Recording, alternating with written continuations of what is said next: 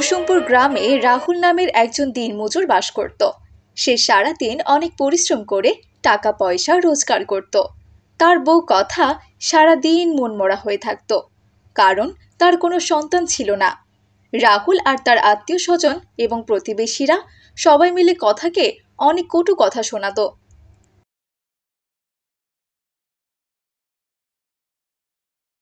কথা, তুমি যে কবে খুশির খবর শোনাবে সেটা বলো তো। তোমার বিয়ের 10 বছর হয়ে গেল, এখন পর্যন্ত তুমি কিনা একটা সন্তান দিতে পারলে না। আপা, আপনি এভাবে কেন কথা বলছেন? সন্তান কি আমাদের হাতে নাকি?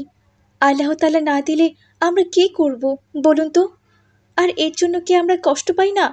আপনি এমনভাবে কথা বলছেন, মনে হচ্ছে বাচ্চার জন্য আমাদের কোনো কষ্টই হয় না। আপনাদের থেকে বেশি আমাদের কষ্ট হয় আপা, সেটা আপনারা কখনো বুঝবেন না।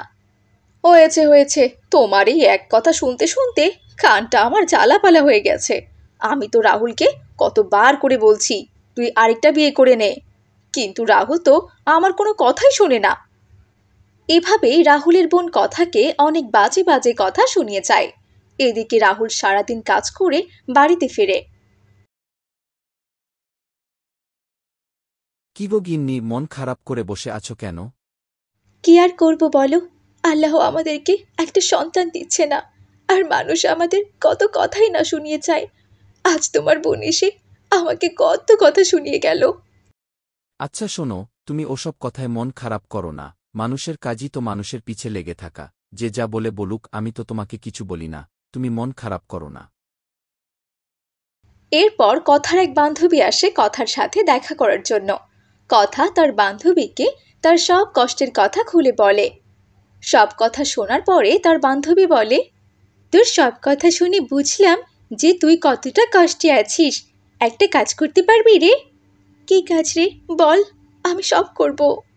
আমার একটা বোনেরও তোর মতো বাচ্চা হচ্ছিল না, তখন সে একটা ডাক্তার দেখিয়েছে। ওখানে গিয়ে ওর একটা বাচ্চা হয়েছে, বুঝেছিস? তুই তোর স্বামীকে বলি ওই ডাক্তারকে দেখা। আল্লাহ তাআলা চাইলে দেখবি ঠিক তোর সন্তান হবে, বুঝেছিস?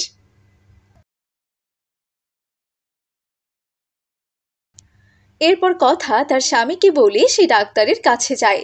আর এভাবেই বেশ কিছুদিন কেটে যায়। ডাক্তারের চিকিৎসায় অবশেষে কথার গর্ভে সন্তান আসে। সেই খুশিতে রাহুল প্রতিবেশী এবং তার আত্মীয় স্বজন সবাইকে ডেকে ডেকে বলতে থাকে, কথা, আমার বিশ্বাস আমার একটা ছেলে সন্তান হবে। আর যদি মেয়ে হয়? না কথা, আমার মেয়ে চাই না।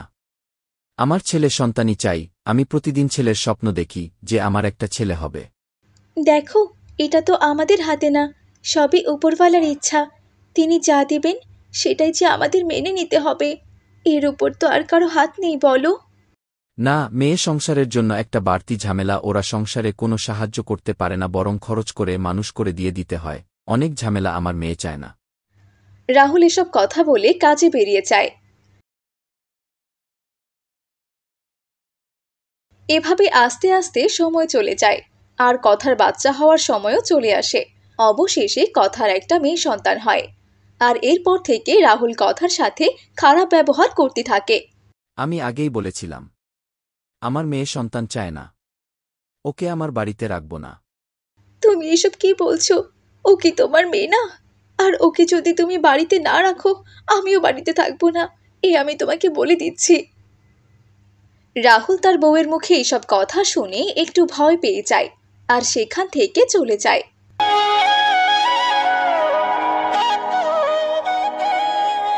আর এইভাবেই অনেক দিন কেটে যায়। না, এই মেয়েকে এই বাড়িতে রাখব না। আজকের কোনো একটা বুদ্ধি করে ওকে এ বাড়ি থেকে বের করব। গিন্নি, আমাদের মেয়েকে সাজিয়ে দাও। ওকে একটু ঘুরতে নিয়ে যাব। কথা রাহুলের কথা শুনে অনেক খুশি হয়ে যায়, ভাবে তার বাবা হয়তো তাকে মেনে নিয়েছে। এরপর রাহুল তার মেয়েকে নিয়ে হাঁটতে থাকে। বাবা, বাবা, আমাকে তুমি কোথায় নিয়ে যাচ্ছ? এই বনের ভিতরে কেন যাচ্ছ? আমার তো খুব ভয় করছে বাবা। ইস, কি সাংঘাতিক জঙ্গল রে বাবা। এই তো মা, এখানেই তো আমরা ঘুরতে এসেছি। তুমি একটু দাঁড়াও, আমি পাশে থেকে তোমার জন্য কিছু খাবার পাই নাকি নিয়ে আসি। এই কথা বলে রাহুল তার মেয়েকে রেখে চলে যায়।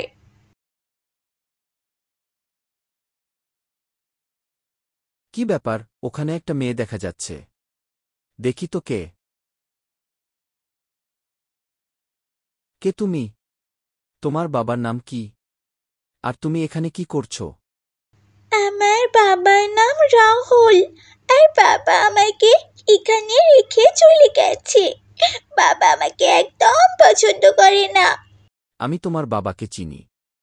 চলো আমি তোমার বাড়িতে পৌঁছে দিয়ে আসি। এরপর প্রতিবেশী লোকটা সেই মেয়েকে নিয়ে রাহুলের বাড়িতে যায়।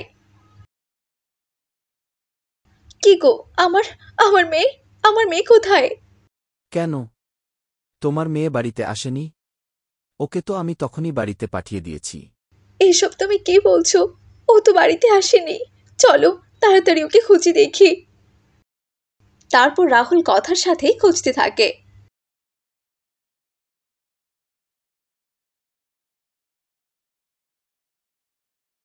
এটা তুমি কিভাবে করতে পারলে?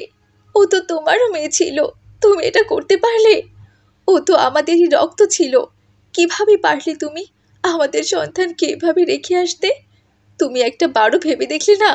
আমাদের সন্তানই হচ্ছিল না, সেখানে উপরওয়ালা একটা সন্তান তো দিয়েছে। সেটাতে তুমি কেন খুশি থাকতে পারলে না বলো তো? এসব কথা বলার পর কথা তার মেয়েকে নিয়ে বাড়ি থেকে চলে যাচ্ছিল। কথা আমার ভুল হয়ে গেছে। আমি আমার ভুল বুঝতে পেরেছি। মেয়ে আসলে বোঝা না। এটা আল্লাহর দেয়া নেয়ামত। আমি আমার ভুল বুঝতে পেরেছি। তুমি বাড়ি থেকে চলে যেও না। রাহুল কথার কাছে মাফ চায়, আর কথা রাহুলকে মাফ করে দেয়।